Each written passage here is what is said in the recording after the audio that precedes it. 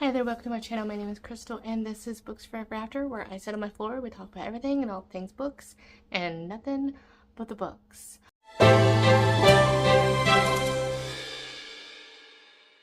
So today we're going to be combining, I have two different lists, combining, and I couldn't decide on separating them, so we're just going to combine them, so hopefully this video isn't too long. I am officially on holiday vacation and ready to film, so if you're seeing this, this is probably the very first episode, I would say, or this is the very first installment, I guess you can say. Now until January 1st, everyone does Bookmas, but I'm going to call it, because it's a little bit like Bookmas, because it's in December, but it's going to be from, if you're seeing this on the 24th or the 25th, I haven't figured that out yet, all the way through to January 1st. So I'm going to call it BOOKDAZE, just because it's kind of Christmas, but it's kind of not. And yeah, so I am finally free to do a lot of bulk filming. So the goal is to film and post a video every day.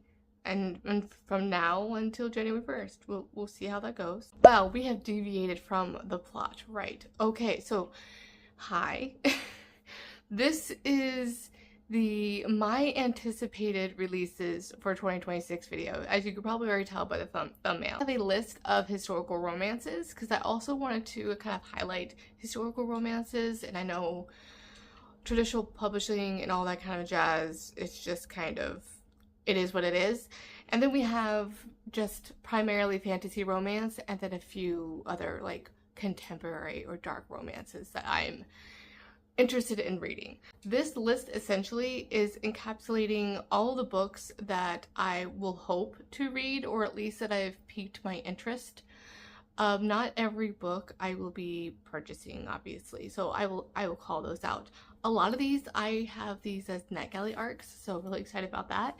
And then others I think are accessible via my library or through Kindle Limited. That is where I will be doing those, because hint hint, 2026 will be a low-buy year for me. So a little sneak peek into that. To get us started, I will do chapters for you if you aren't interested in historical romance or fantasy romance or dark romance, vice versa, whichever one. So I will do my best to go in order of the months, and this will be from January through June, because that is just the timing of the circulation of publishing to get what is available from now. So I will do a second part from July through December later on in the year in 2026. And starting in 2026, I will also do just monthly new releases as well. Those ones I won't particularly be, not all of those, some of those will be repeats here, but not all of those are something that I'm interested in, but you may be interested in it and want to know about it. So those ones in general, it's going to be the three main genres of mine, which is going to be historical fantasy or just dark romance. So that's going to be the, in general, what you're going to get from me. To start us off, we're going to start with the historical romances, and I have about 8 here that I could find. Unfortunately, the only way I could find this was from like a Goodreads list, from just looking up 2026 historical romances releases for historical romance releases in Google, and that is what kind of popped up. Some others I know for like a call out just to start us off is Eve Silver, sorry. Small town romance out there. Well, I really, too many similar names. Anyway, Eve Silver is a new author that I discovered this year. I mean, I didn't discover her, but first time me reading her.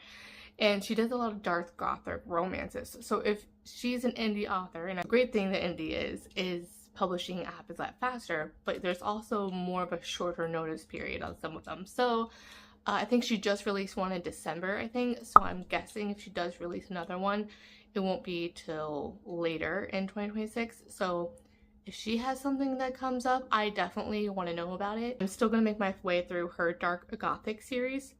So check that out. These are true like gothic romance, historical romance, like Jane Eyre, Rebecca, but like really, really romancy. Recommend. I am going to make my way through that series. I am trying to like probably devour all of her series as much as possible. So she published quite a few this year, so we'll see how that all works, but I just wanted to call that one out. And then of course, if Stacy Reid publishes this year in 2026, she will be a primary author as well. She's a bit of a hybrid author where she publishes, she was publishing traditionally, and now I think like most other historical authors, they're going to be having to publish indie for the most part, or independently publish on their own, or with an independent publisher that isn't one of the big ones. Jess Michaels, which I actually read Jess Michaels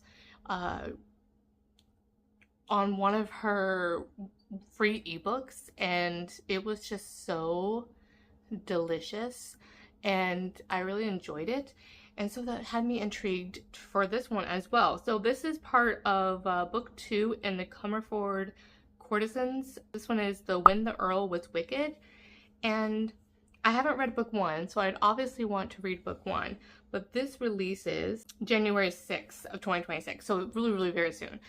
So the reason why this one caught my eye is, and this can be read as a standalone, but you know, that's just something that goes against my personality. I will definitely, even though I will read, if I read this one first, I would have to go back and read the other ones. It's just how I am. So luckily with this one, it's only one before this one. This one sounds really, really angsty, and it follows a courtesan who has her protector, the man that she is with, is forced to marry and to produce a legitimate heir.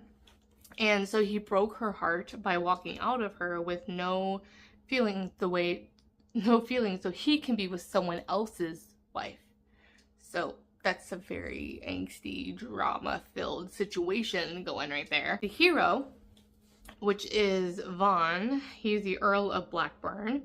He's enduring a scandal. His wife of 3 years began a public affair with a duke that was his friend, and now she's demanding a divorce. And so he's hurt and angry and wants a little revenge, and so that is where the heroine and him kind of meet. So he asks her to pretend to enter an affair to make both of their former lovers jealous. So I'm wondering if it's like that cross kind of thing, that their loved ones betrayed them, and so they're going to be together, the whole cross thing there. So interesting with that one. So that just sounds very, very, very angsty and messy. I love it. So it says it's going to be a fake affair that swiftly turns to something more powerfully passionate.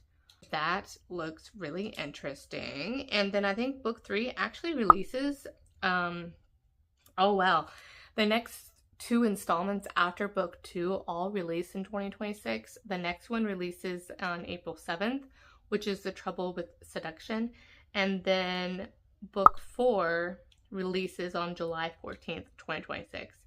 So this series, if you want something to binge, sounds like it would be right up your alley. I feel like angsty romances in your historicals. The next one is by an author I haven't read yet. I do have a book by this author that I got annotated, but I received it as an annotated copy that I won through a Patreon giveaway with Jen for the Book Refuge. So I want to read that one first. That one's, I think, a second chance, like amnesia romance. This one is called Another Second Chance. I mean, that is just, I could read all the second chances in the world, I would, you know, that whole thing. But anyway, this one is 3 Chances to Cherish. It is a steamy second chance marriage romance, and it is book 3 in the Blackwood Legacy series. This one looks like it's a marriage in trouble as well. Years ago, he made her his countess. It was meant to be a haven for them both until a threat to her life shatters their hard-won peace. Now, the quiet, honorable Earl is tormented by an improper longing for the wife he adores but cannot reach. This one says that she is brilliant, shy, and more comfortable in a greenhouse than a ballroom. She never intended to marry, least of all a man as impossibly perfect as James, Behind closed doors, his tenderness awakens dangerous desires, one she fears she can no longer deny. As secrets from her past unravel, she must choose between protecting her heart and surrendering to the husband who tempts her at every turn.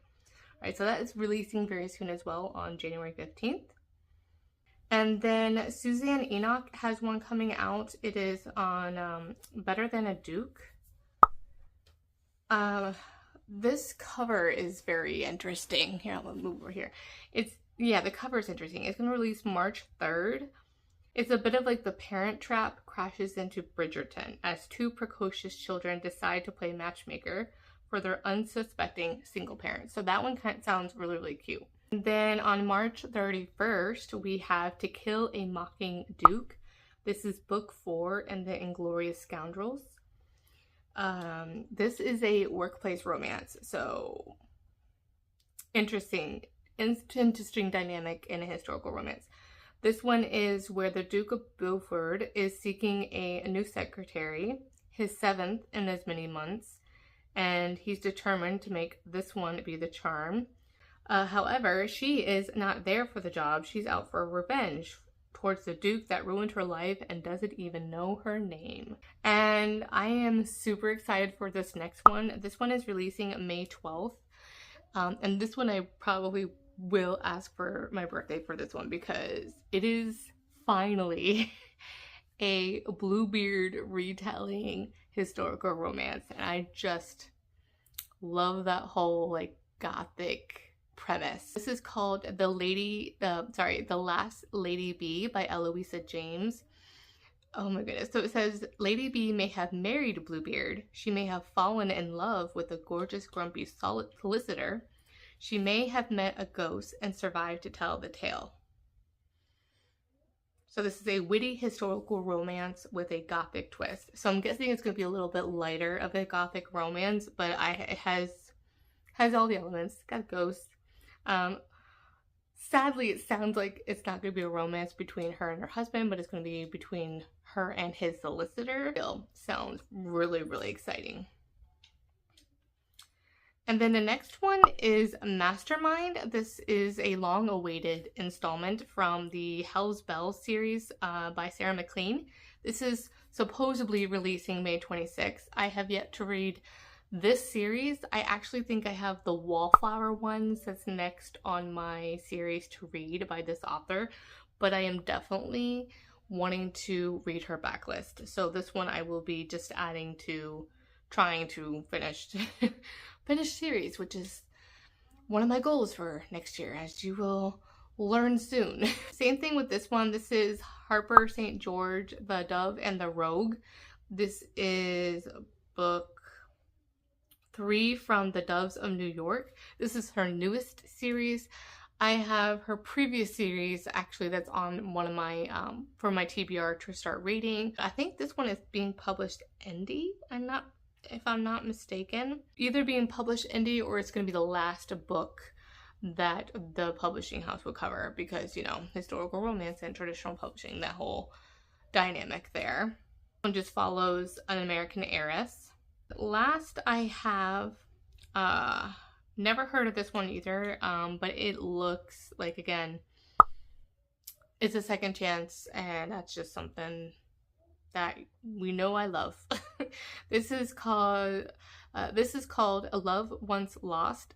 This is book 1 in the Bridwell's Grand Tour, and it's a Georgian era European Grand Tour. So with a historical family saga with a second chance romance. Amy Bridwell reluctantly accompanies her family on a grand tour of the continent, the very trip her former sweetheart proposed they take as newlyweds.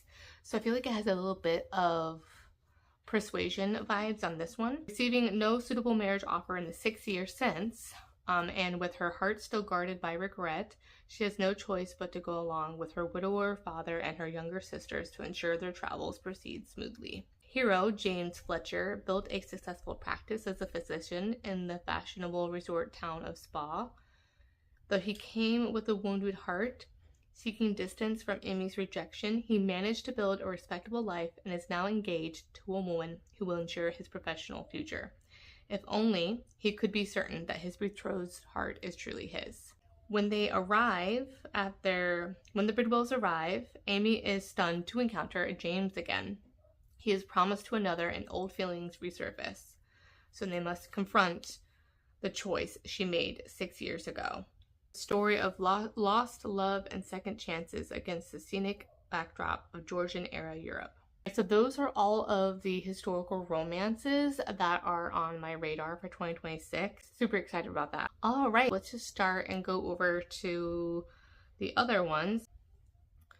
So the first one is in January. This is The Tempest by Victoria Aveyard. This is coming out on January 1st, on the very brand new year in 1 week. And I think this is a pirate fantasy or romantic fantasy that she had been talking about, or I heard her talk about on her Instagram. So I don't think it's going to be a romance per se, but it may have like a romantic subplot. It may or may not have an AGA at the end for that. So sounds interesting. I may or may not pick it up. I know I still have to read her other YA series and such, so those, you know, my physical TBRs kind of would take priority over this one. But it would still be good to know here what the general consensus is on this one. The 27th, The Forge by Malice by Elizabeth Helen. I am definitely going to be getting this one. This is book 3 in The Beast of the Briar. I read book 1 and 2 earlier this month in December, and I can't wait until the next installment. So this is like a Beauty and the Beast retelling with the white shoes. Very fairy tale feeling. Love it. Just loving it so far. All right, and then in February, there's Queen of Faces by Petra Lord. And I actually, this is a debut, and I actually got this one from a Goodreads giveaway that I just received in the mail. So it's an ARC copy of it. So my first official ARC copy, so super exciting with this one. This is by a biracial trans author. It talks about Annabelle Gage is trapped in a male body and it's rotting from the inside out.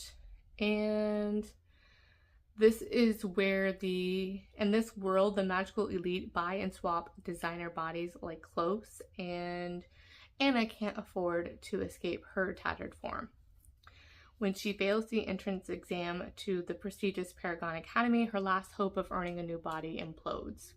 As the clock ticks down to her final breath, she's forced to use her illusion magic to steal a healthy chassis before her own kills her. She is caught by the headmaster of Paragon Academy, who proposes an ultimatum. She face execution or become a mercenary at his command. So there's a revolt that is brewing, and the wealthy and the powerful will stop at nothing to take down the rebels and the infamous Dark Witch at their helm, the Black Wraith. With no choice but to accept, Anna will steal, fight, and kill her way to salvation. So yeah, this is super exciting for this one. I'm definitely going to have to read this in January very, very soon, so it's going to have to be one of my January TBR already. But yeah, I'm super excited to delve into a new debut author. And then on the 10th is The Heir of Illusion by Madeline Taylor. I have this as a NetGalley arc, and this is also a debut. It's book 1 in the Barren Isles series.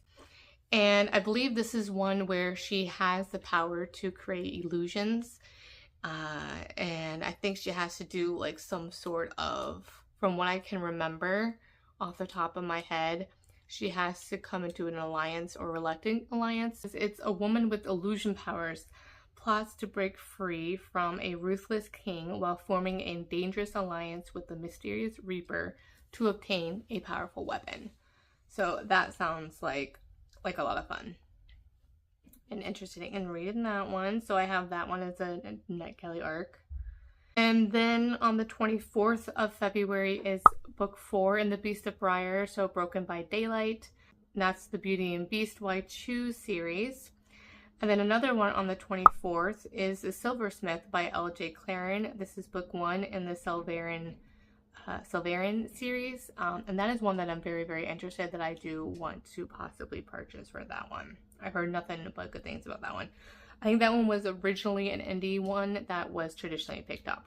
All right, and then March 3rd, we have Dire Bound by Sable Sorensen, and this is book 1 in The Wolves of Ruin, and this is another one that is on my list to as a priority possible purchase. This one has, from what I can recall, is like Fourth Wing meets okay, here it is. It's Fourth Wing meets The Hunger Games.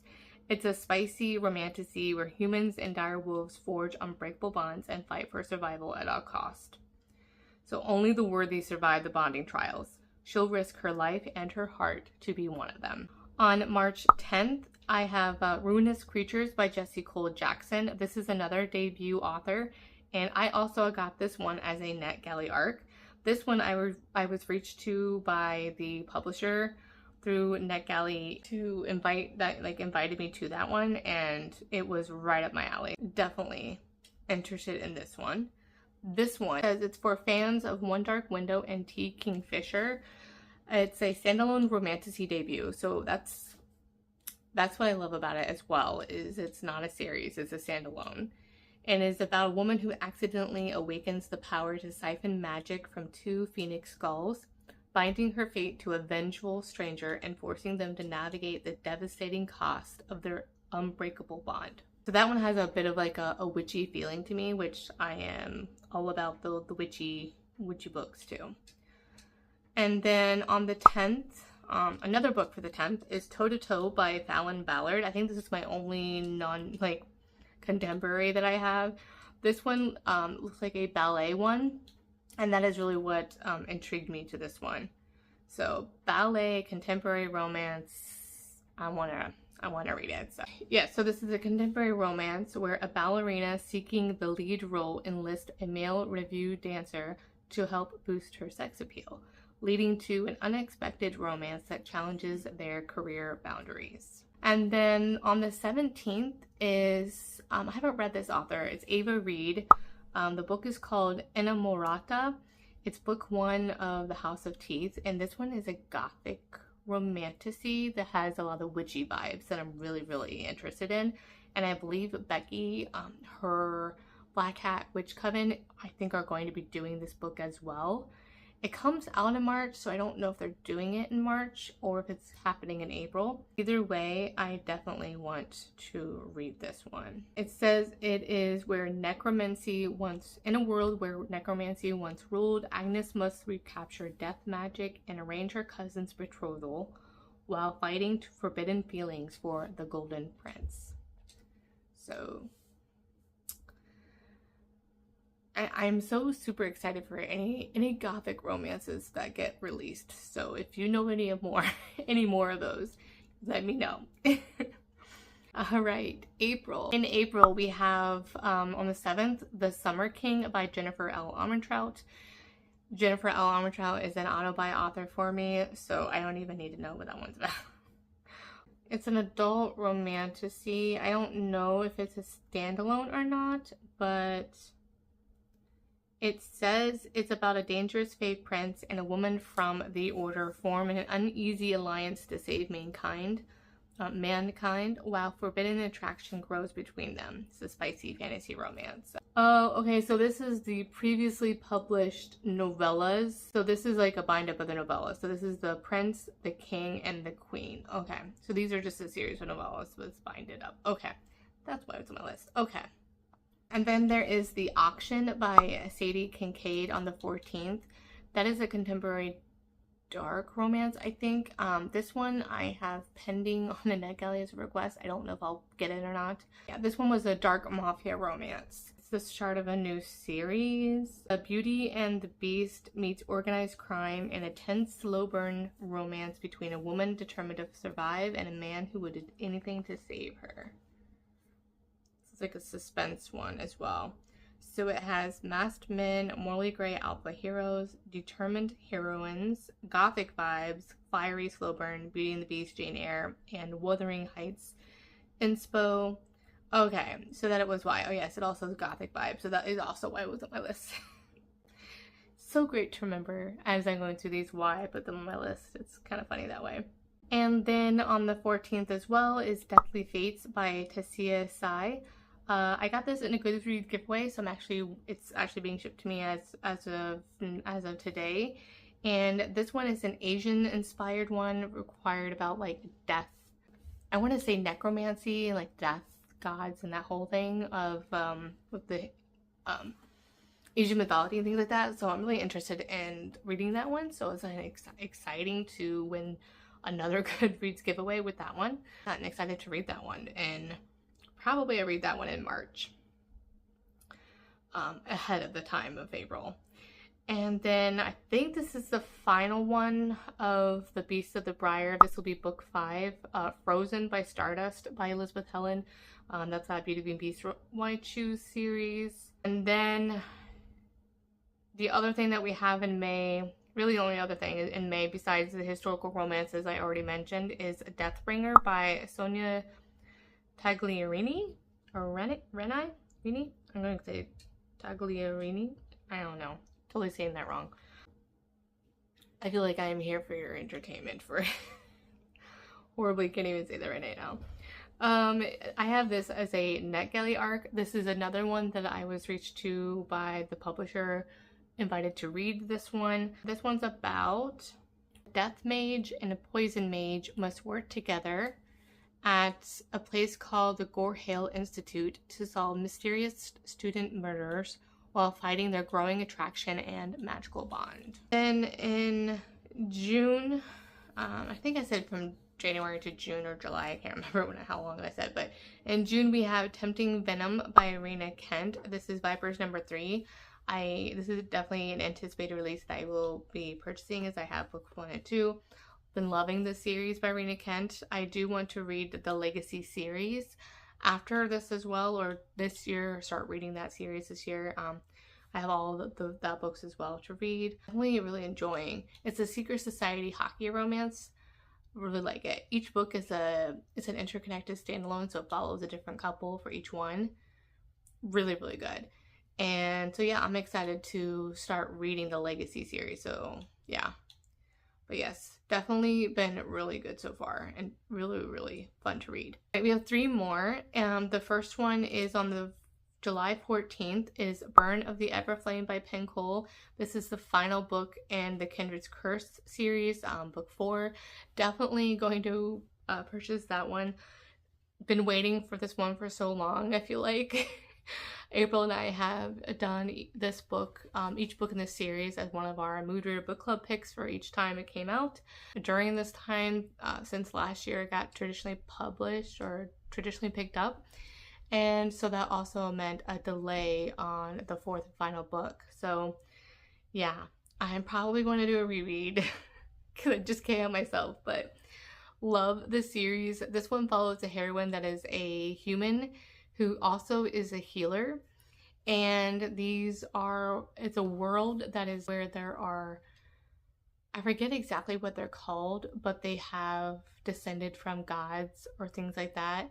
And so there's a little bit of this warring other kind of thing that's happening with the humans and being kind of basically demoted, and the others being very elevated and things like that. So it's created a bit of a rebellion within that. She finds herself drawn into the rebellion, and a lot of things are revealed, and there's a bit of a love triangle. Very obvious that it kind of resolves that way. Super, super fun. There is slightly like a dragon in here as well. It's just, enjoy the series so much. I think this and the Guild series, I forget exactly the name, by Raven Kennedy, and then Akatar, those have been like my top 3, of course, besides Fourth Wing as well. But that is just a series that I am just so invested in and so enjoying. Looking forward to that. Whenever that's tentatively, I don't, that is what it is right now, as it is on Amazon. That could change, of course. And then I have on the 14th as well, Dominion by Jean Kwok. This is a NetGalley arc. So yeah, this is another like Asian mythology kind of fantasy. So that's kind of where I want to kind of branch out more on those kind of books and such, and different kind of subgenres in fantasy. This one is, it says, in a world of 4 rival dominions, an Azure refugee with lost memories must survive a brutal trial, with battle tigers while racing to seal demon realm portals. So that sounds really, really cool. So it says that a woman with no past, a warrior with no future, their love could save the world or burn it down. It's being compared to Fourth Wing by way of Chinese mythology, meets the Hunger Games in a perilous world where a young woman with no memory and little magic may hold key to uniting the dominions and saving the mortal realm. And then finally, this is the sequel to Arcana Academy, or Arcana Academy. I don't know. I say Arcana. Hooked on phonics worked for me. This is Prince of Swords by Elise Kova. This is book 2. Tarot card magic. I had the NetGalley arc with that one, but I also got the physical copy with that one. So this is definitely an anticipated book. This is releasing on the 21st of July. So super excited for that one. It had a bit of a lot of things going with it. Mainly, I really enjoyed the unique magic system of the tarot cards. It's an academy setting. It has a reluctant alliance with this prince who is also the headmaster of the academy for this tarot magic. And there's a lot of political maneuverings and things like that that are occurring. Has a bit of Throne of Glass vibes because she was in a prison at the start of the book, and that's kind of how for doing illegal tarot magic and the whole thing, because you have to attend this academy in order to do this magic. And yeah, there wasn't really much romance in the first one. There was a little bit, but emotionally they weren't invested yet, so it kind of was weird to me. I have hopes that it turns into something different in book 2. I have a suspicion, I may be totally off base on it, is based upon what was revealed within the plot of book 1, that there may possibly be something else happening in book 2. So I'm hoping my theory is right. Most likely I am probably wrong, like usual. But anyway, that's why I'm hoping that is where it opens up on the relationship front, and that is where you'll get more of the emotional impact and things like that. So really, really hopeful for that one and looking forward to that sequel. Alright, so that is all of the anticipated releases of 2026 that I am interested in. Let me know down in the comments, what are books that you are anticipating the most? If you don't want to comment that, but you want to let me know that you made it all the way through the end of the video, please go ahead and comment a star emoji, like a shooting star emoji, because we're shooting into the 2026 wishes and dreams for 2026. Don't forget to like and subscribe and hit that notification bell so we can be notified every time I post. And with that, thank you guys so much for watching, and I will catch you in the next one. Bye.